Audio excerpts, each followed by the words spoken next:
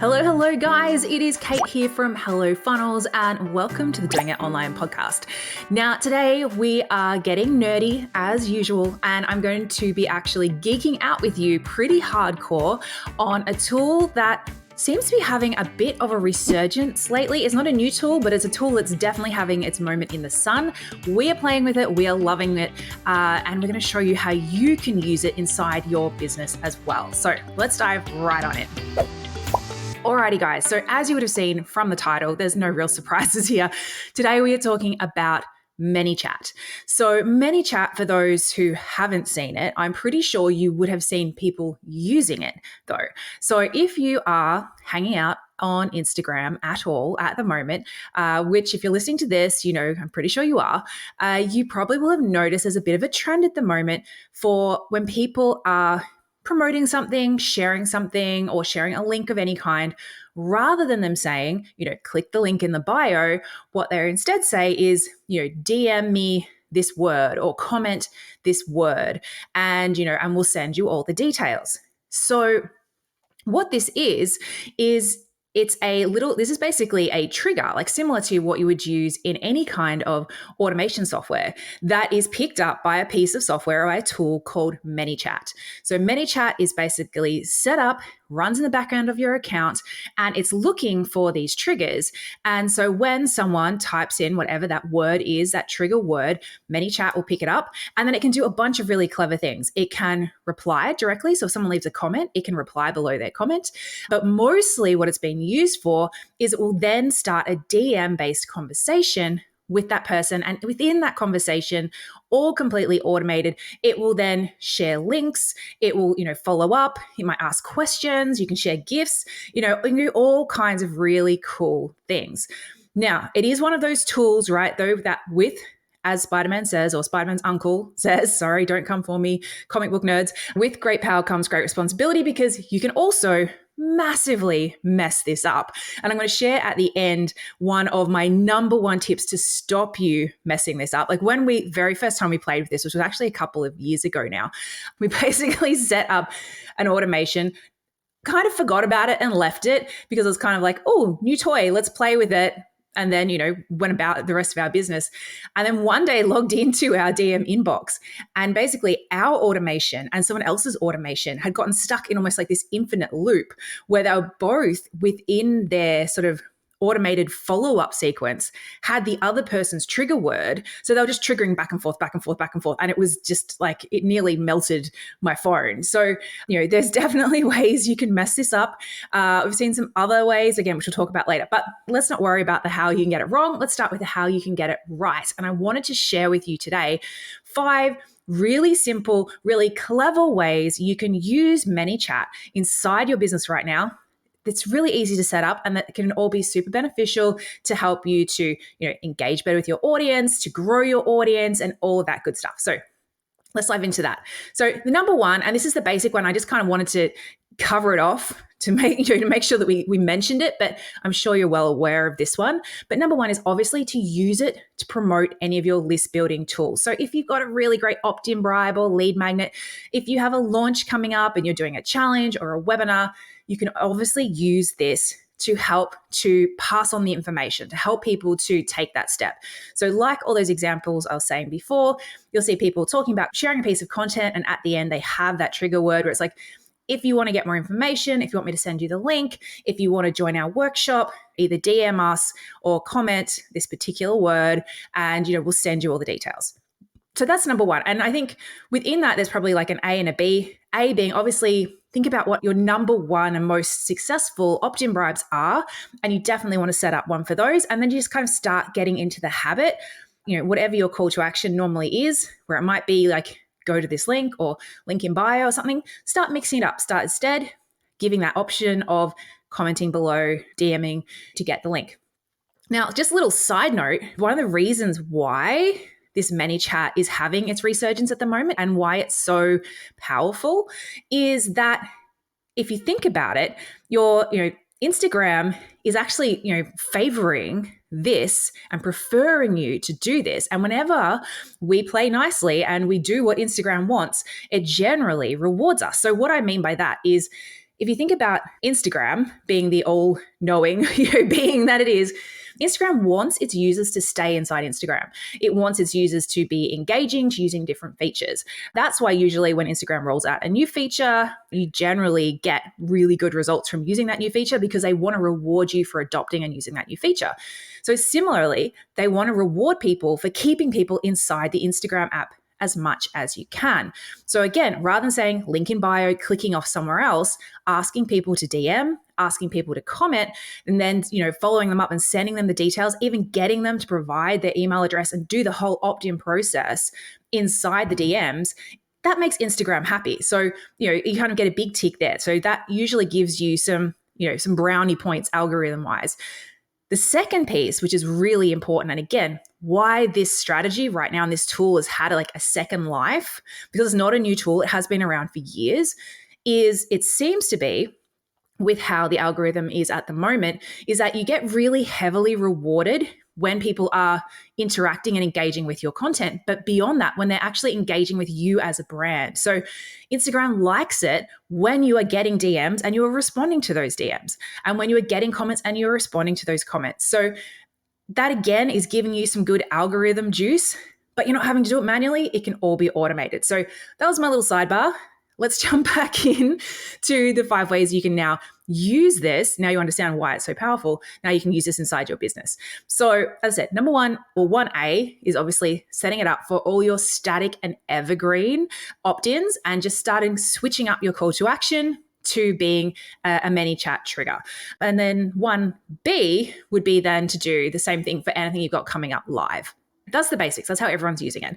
Let's go a little level deeper now. The second thing that I would recommend everyone goes and does is to basically create a link or find a link. And you want it to be a static link because you don't want to be having to update this every single time, but to whatever your most recent piece of long form content is. So maybe you have a YouTube channel, maybe you have a podcast like us, maybe you are old school and you're still doing blogs. Whatever that is, you should be able to find a link to, like, for example, if it's to blogs, you can generally find a link that takes them to, these are the most recent blog posts, right? Like you can get to that page. If it's for your podcast, then you might want to have, even better yet, give people the option of being able to link through to iTunes, to Spotify, and to anywhere else where you are commonly being played, or even, again, directly, if you have it hosted on your site, to your blog page on your website, or again, linking to your YouTube channel. So what this does is it gives you, again, another call to action when you are sharing, like maybe you're sharing snippets, maybe you're talking about or dropping hints or getting people excited about your new content each week. It's just another way to get people that link to get them to watch that content. So you share a little 30-second, 60-second snippet out of your podcast, and then you're like, hey, I want to see the rest of this episode, just comment whatever your trigger word is, and I'll send you the link. That's an evergreen one that you can just have running all the time. It doesn't need to be updated. And again, just makes your life easier and makes it easier for the people who are engaging with your content and who want to find more to be able to do that. The next one is for a similar idea, but for getting people onto your email list. So maybe sometimes you want to, start dropping hints about something coming up. I know some people use a strategy where they're like, hey, my newsletter is super valuable. It's coming up on Thursday. You don't want to miss out. Make sure you're on my email list. So if you want to be able to also send people and give them a chance to opt in and get on your list, then having, again, a static evergreen trigger that you can run again and again, and that you can use as a call to action again and again to just let people get onto that list. Or also if you have like a VIP broadcast list on Instagram or something like that, you can set all that up. And again, it's the same thing. Just DM me this, comment me this, and I'll send you all the details. Number 4 is to ask for reviews and to automate that process. So whether it's reviews of a product or program, whether it's reviews of something you're running live, maybe you're doing a 3-day challenge or something like that, and you want to get people's feedback, whether it's a more evergreen, you want to get reviews of your podcast and then be sharing some of those. Again, just sitting down and going, what do I need from people? So whether it is taking them through the steps, it's like, oh, awesome, you want to share a review, or I'd love it if you could leave a review. Here's what you need to do. Click this link and then give them a link to go and fill it out. Then you can follow up. Hey, how did you go? Thanks for sharing a review. Have you got any questions? Like you can kind of start that conversation, make it a really nice, natural process. Now, Lucky last, and this is probably a bit more advanced and is really specifically for those who have a higher ticket or a mid to high ticket program where, you want to be able to have some sales conversations, right? But you don't want to be talking to absolutely everybody who's opting in for these things because they're not all going to be people who are actually buyers or who are qualified for your program or who are even a good fit. So you can actually use the ManyChat system and flows to have sort of follow-up sequences that allow you to automate the asking of additional questions. And then you can see, are these people engaging?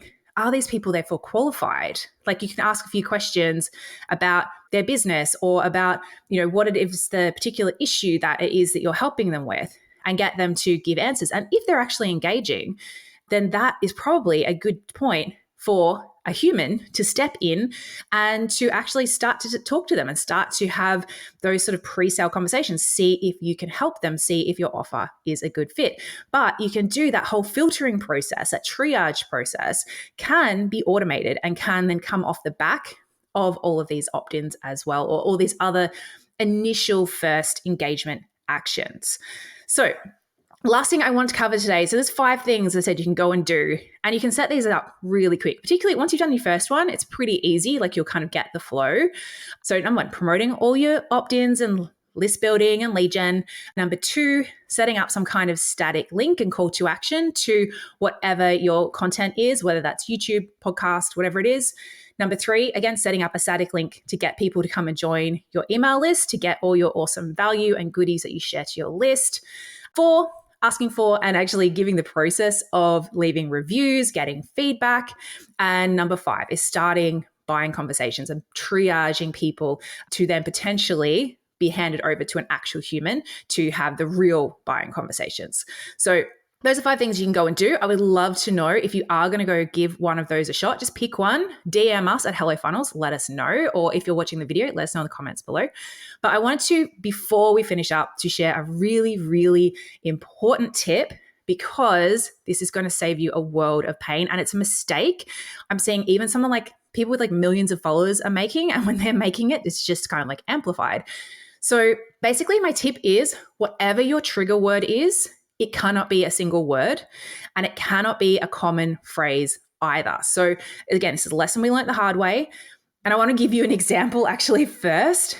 This is a real world example. I won't say whose account it was that happened, but I saw this and I saw it kind of screenshotting and I probably should have messaged them now I think about it. But basically they had just a very generic kind of conversational post going out on, I think it was on Facebook.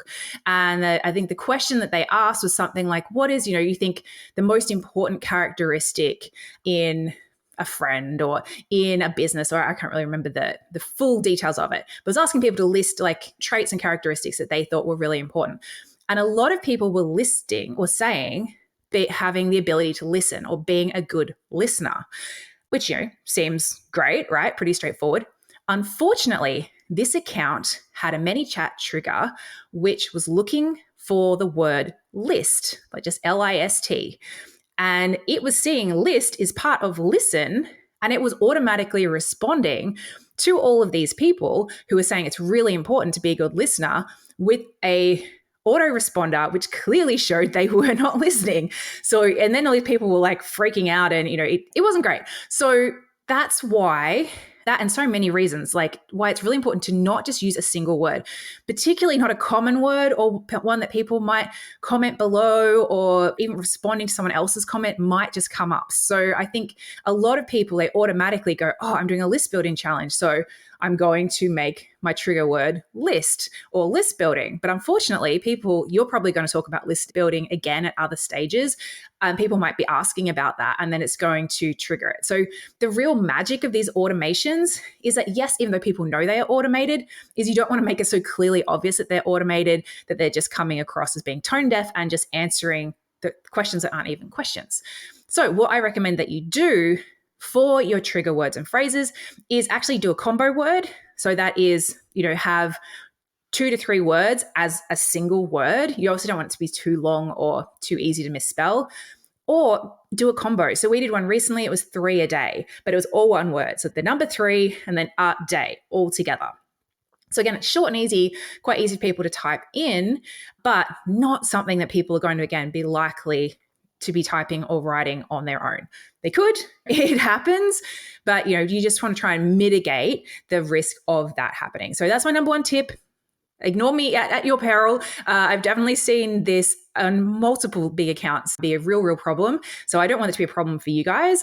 So yeah, that's it, guys. This is my little deep dive into ManyChat. I hope it's been useful. I hope you've got a few or at least one that you're going to go away and give it a try. It's a very inexpensive tool as well. So not a big investment, but anything that you can automate, anything that's going to help you to make it easier for people to opt in, to engage, I'm all for that. And ManyChat is a brilliant tool for that. So let me know how you go, guys. Otherwise, I'll see you all next week.